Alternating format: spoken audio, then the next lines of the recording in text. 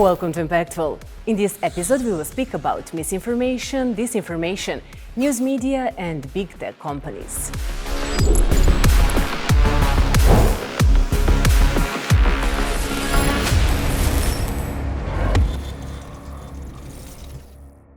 Our guest is Courtney Radsch. She holds multiple positions, all related to technology, journalism, and human rights.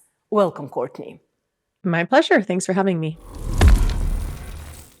Let's start with the basics. How does big tech impact the journalism industry? A handful of tech platforms really control almost the entire underlying infrastructure on which journalism is built as an industry, right? So, we need to have a financially viable journalism industry, but it's very difficult, as we've seen over the past 2 decades, for news media to become viable and create viable business models in the new economy. And this is not their problem. This was not a problem of their own making. This is because, again, not even a handful, a couple of firms control outsized influence in key parts of the production chain. These platforms not only control access to the audiences, the publication tools. Think about, where do you get your email services, your web hosting services, your cybersecurity services? These companies are at the root of those. And a duopoly controls the ad tech infrastructure on which this entire digital economy is built. They control the ad servers, the ad exchanges, and the process by which that transaction occurs. So there are no real other choices for news media, right? You have to go where your audiences are. And now, instead of being kind of out on the open internet, audiences are largely in these walled gardens created by platforms and apps. So that's the first condition that we saw really happen over the past, several years, is this transformation into these walled gardens. And these companies are able to get monopoly rents out of that. So we know from behavioral studies, for example, that people act differently on platforms when there is news versus when there's not news. News adds value, right? If you're doing a search for baby formula, you sure want to have that news about the recall or the dangers posed by, the latest import from whatever country. If you're, searching for information on your local community, chances are some of that information is going to come from local news organizations. So they've provided this value, but they've never been able to recapture that value. And efforts by tech companies to narrow down the concept of what value news provides is really dangerous, because, of course, we know there is this huge problem with mis and disinformation. In previous eras, we called it propaganda. So call it what you will. We know that there is this real big problem of low quality, dangerous, problematic content online. And part of that is because the logic of platforms like Facebook, like social media engagement platforms, which encourage people to create and post, or not necessarily only people, could be bots, content that is engaging. What's engaging? It's something that gets people to stay on or interact with that content. And we know from behavioral psychology and other fields that the type of content that is likely to be more engaging is likely to be more negative. It's likely to enact your emotions, potentially be more extremist. And so the logic of the information environment has kind of exacerbated some of the polarization and the this negative trend towards engagement.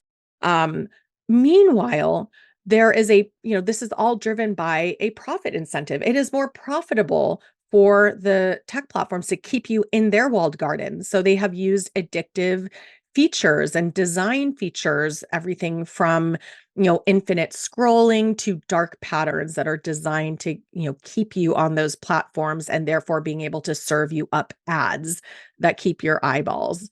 Disinformation and misinformation are being mentioned more and more often.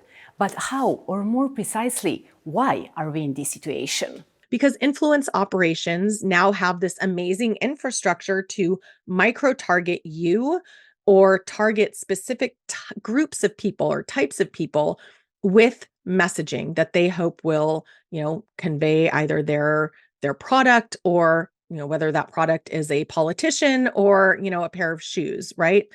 So what we've seen is that around the world, countries have now adopted influence operations as core part of their political processes. It's at least 70 countries, according to the Oxford Internet Institute, have weaponized information operations.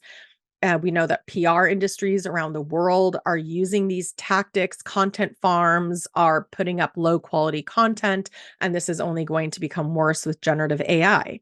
Meanwhile, you've got these poor belaggard journalists and news organizations who have seen their, economic model devastated and really struggling to figure out how to remain viable, trying to compete in this information environment. And it's very difficult because you are held hostage by the content moderation systems on these platforms, which are opaque and which there is no accountability for. So if your content gets taken down and you're covering the latest protest or issue in your community, news has a shelf life. And by the time you figure out how to get your content back on, if you are able to do that, it's probably too late. So it's a really challenging information environment where the platforms are siphoning off value from the from the news organizations, where news organizations are having to reorient journalism to the logic of platforms. So you see this, for example, in the type of positions that news organizations have and the ones that they've gotten rid of. Now you need to have search engine optimization and data analytics experts. You can't afford to pay that beat reporter that used to cover the city council, for example. You can see this in the type of journalism that that people do, and you can see this in fact checking, right? So we think about misinformation and fact checking as being this like real positive, but in fact, what fact checking does is because there's so much crud on social media, there's so much inaccuracies and fake information and problematic information circulating, is it's reorienting the editorial independence and editorial decision making towards fixing and addressing the problematic facts or issues circulating online, rather than putting their attention on, say, more important things like what that local official or those local agencies are doing. So it has this editorial distortion effect, and it's becoming harder and harder for quality information, for journalism, for actual real human-based information to get through the information glut that we're in. And I think that the generative AI turn that we are seeing right now is going to make that even more difficult, with even more information and journalism having to struggle to be seen and to compete with not only the logic of the platforms, but also with all of this, generative content that can be created so easily. What are some potential solutions to the problem of misinformation and disinformation? One of the problems with the situation that we're in right now is that misinformation is profitable. And so I think that we need to do a few different types of interventions to address the widespread problem of disinformation, misinformation, propaganda.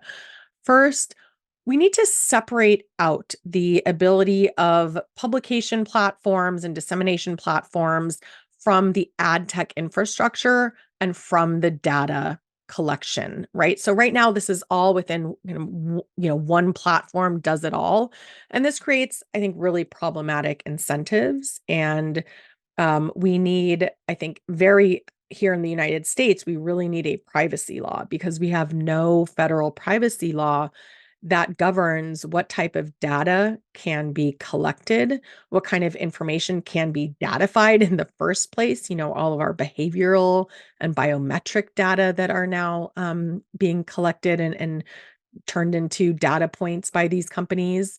And then the ability to kind of package that and sell that to advertisers of all types. So a national privacy law, breaking up the breaking up companies that own the entire value chain here so that you have more separation, you introduce more friction. And I think looking at laws like common carrier laws for some of these core infrastructural platforms like search. Google controls 90% of the search market in the US and in most countries. So that's a huge amount of influence over the public sphere, over, what people know, how they know it. So looking at that and thinking about, okay, well, you can't breaking that up, making them into common carriers, you wouldn't be able to self-preference, say, your own products, your own information, your own, news outlets if Google decides to get into news. So we can look at common carrier provisions, I think, for things like search, for things like social media platforms. We need to impose data portability requirements that would allow people to better control their data, but also then to move across services. And again, we can think about, I don't know if, the people listening to this podcast or watching this episode remember when in the US, we could not take our telephone number to a different carrier until they passed a law that made data portability, your phone number, a requirement. So we need the same sort of thing so that we know that the network effects of social media are what makes it valuable. It's who's on there, et cetera. So data portability, or again, requiring that these companies be treated as common carriers, which would require that they publish their terms of service and apply them equally. It would prohibit self-preferencing. It would prohibit discrimination. And so that could also help address, I think, the disinformation issue because it would reduce the incentives to do so, the economic incentives, and it would require that the terms of service be equally applied so that, if you're breaking the violations, even if you're a, well-known person or politician, you don't get special treatment. When we talk about the impact of technology on our society and media, you did a lot of research that got published.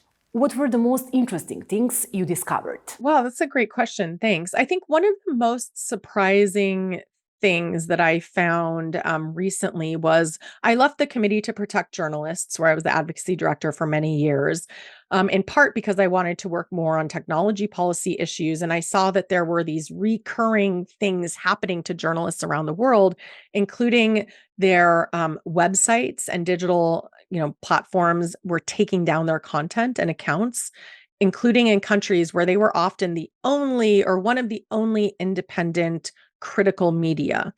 I saw this with 100% Noticias in Nicaragua was really the emblematic case here. And so I decided to do research into that. Why are these news sites in third countries being taken down under the Digital Millennium Copyright Act, which is essentially the US Copyright Act, which we've exported internationally through our trade agreements and through the terms of service of platforms that have determined how to implement that technologically. And so what I found is actually this is happening all over the world. I didn't realize how extensive the weaponization of copyright and now privacy laws because of GDPR and the right to be forgotten have really, we've seen public relations firms, influence operations, and state-based actors targeting independent media by leveraging the automated notice and takedown systems and some of the other features of these technical legal systems to get legitimate news content taken down. Meanwhile, we see that there's, news organizations are being held hostage to these content farms that siphon off their content, take it, republish it, repackage it, and then earn the revenue on that. So it's this really challenging dynamic where I think the platforms, although they're aware of this, that's such a small part of their market cap, really doesn't impact them. And so trying to figure out how to change that balance so that it's not up to them, like they have a responsibility to address those shortcomings. I was also, I know, I've been studying content moderation issues for a long time. And so I knew, going into some research that I did where I interviewed and surveyed more than 300 journalists for a report I wrote for Internews.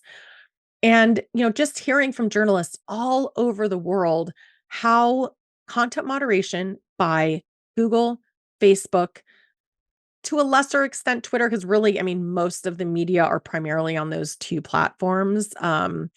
how that just has this huge impact on their bottom line, on their ability to gain trust with their users, how they have no way to get in touch with these platforms, how even news organizations that are fact checking partners or have received some sort of benefit from the platform, partnership or, did a training or whatever, couldn't get verified on the platform. And then how acute that becomes during crisis. What is the role of legal initiatives? So I think in the near term, there are a few, promising types of legal regulatory initiatives that are aiming to rebalance the playing field between big tech and news media. And so we see this in news media bargaining codes like the one in Australia or in Canada, as well as the one proposed here in the US. So we're seeing some interest in that around the world. And that's basically designed to make big tech pay news publishers some part of the value that is generated through the use of news on their platforms. The critics like to call it a link tax, but in fact, what it is requiring that these companies that create tremendous value through the use of news snippets, images, headlines are required to compensate the journalists, the journalistic organizations that go out and create that. As my colleague Anya Schifrin likes to say, you know, right now you have the platforms. It's like going into a muffin shop where you have all these like beautiful crispy muffins with blueberries and nice tops, and the tech companies go in and take all of the tops and sell, just put those out. And all the publishers are left with are the crumbly bottoms with nothing juicy. And they're supposed to somehow sell the muffin bottoms. That doesn't work. So these news media bargaining codes are trying to rebalance some of that. And I think the most important thing about them is they are creating a mandatory forum for negotiation between news media and tech platforms, which is very important as we enter the AI era, because we know how valuable news content is both to large language models, so the inputs to AI systems, as well as the application layers. So, for example, search. Search is not going to be useful without local news, without news content. And so we really need to get the framework right. I think copyright holds some promise there. I think we need to make sure that we don't consider the use, the unfettered crawling and scraping of content, including content from behind paywalls, as fair use, especially when it is done by the largest, most wealthiest companies in the world. So I think we have to get the copyright issue right. I don't think that's going to be the perfect solution. I do think that this technology is new. It is also similar to the past. So we really need to understand what are the similarities to past technologies, to past advances. That's why we need to look at how have we governed our information communication systems in the past.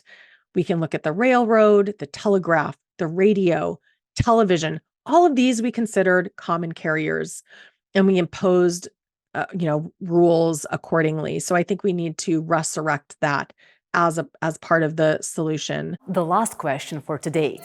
What are some good resources to learn more about big tech in news media?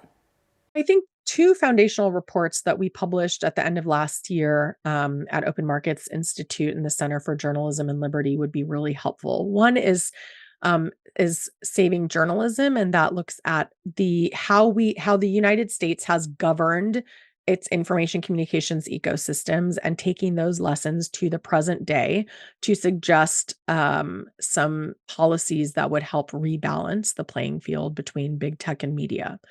The second is a report we did on AI in the public interest, which looks at how do we govern AI. It breaks down, what we mean by AI and how do we govern various components in the public interest. And I think that's been really, really useful to think about, because we can talk all we want about, safety issues way down the value chain, but we need to make some really important structural interventions. And so this report lays those out.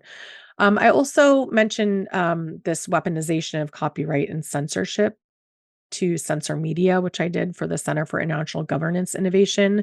So if you want to really get some crazy examples of how the unintended consequences of how technology companies implement legal regulatory standards and when there's a lack of oversight and review of those. That might be interesting. And then maybe the last one would be AI and disinformation paper that I wrote for the OSCE a couple years ago, which looks at specifically how state-aligned influence operations leverage AI to target and harass journalists and media outlets around the world and suggests some of the things that we can do to mitigate and address those. So, we also have, for those who are interested in these media bargaining codes, which is kind of one of the issues du jour, we have a global tracker on journalismandliberty.org, the center's website, where you can see all of the countries around the world that are considering or have passed this legislation and what the status is. So, check those out. Maybe we can put them in the show notes. You watched another episode of Impactful. Thank you, and see you next week.